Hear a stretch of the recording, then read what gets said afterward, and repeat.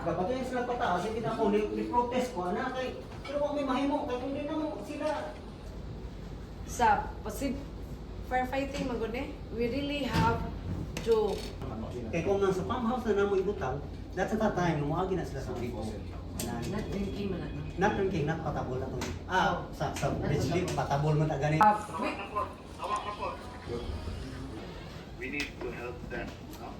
And I know I understand na as like contracts sa Richley na wa ka comply until now, and it doesn't mean na wa kay action mo. Yeah. That's why I send a text to DJ Dugan to express our help even though wala tas jurisdiction nila kay at the end of the day bisig kung may tabo ana even if it's a national or unsay management anang airport karon tungod kay appeal na sa Bohol, so we need to help them.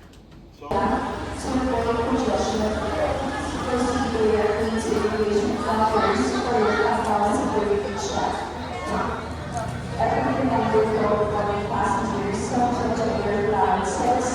information of all the board passengers to the hands that they are in 774 for Manila.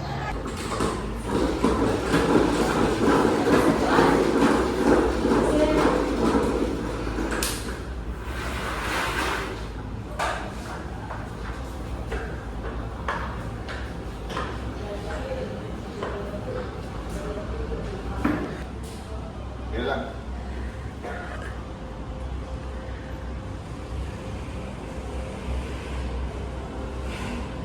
Wajib na.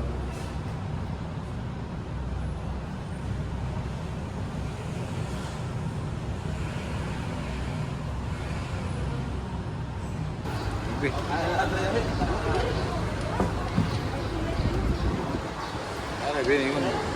Ang ginam na dalit kayo. Sige po. Video lang sa iya. Wala ni tubig sir, kasi masyadong tayo sir.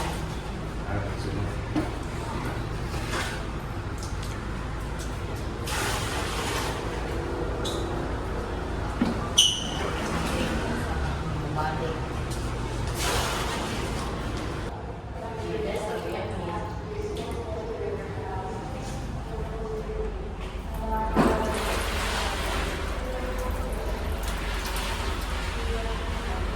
Atong gipangitaan gyud og immediate solution kay urgent kay ni siya nga sitwasyon kay di sad ako mismo personally og even the kaap nga akong gi-represent dili gusto nga ingon ani nga sitwasyon nga makita nato sa Facebook nga bali-bali atong gibutang. So mao na nga naa ko diri karon kay nangita tabang kong pangitag paagi nga masolusyonan dayon ni nga mawala na tong ingon ato nato nga sitwasyon nga baldi-baldi nya ang tubig nga moagas gyud mismo sa gripo.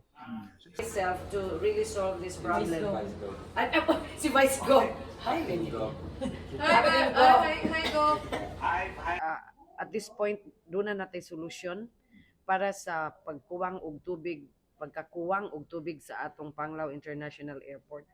We have committed to source water from Bureau of Bohol Water Utilities Incorporated, BUI, to supply immediately water at the airport, and we are making arrangements for the provincial government to find ways to solve it, while CAAP is also finding a more permanent solution to the problem. So ang atong gusto lang nga immediately, so we were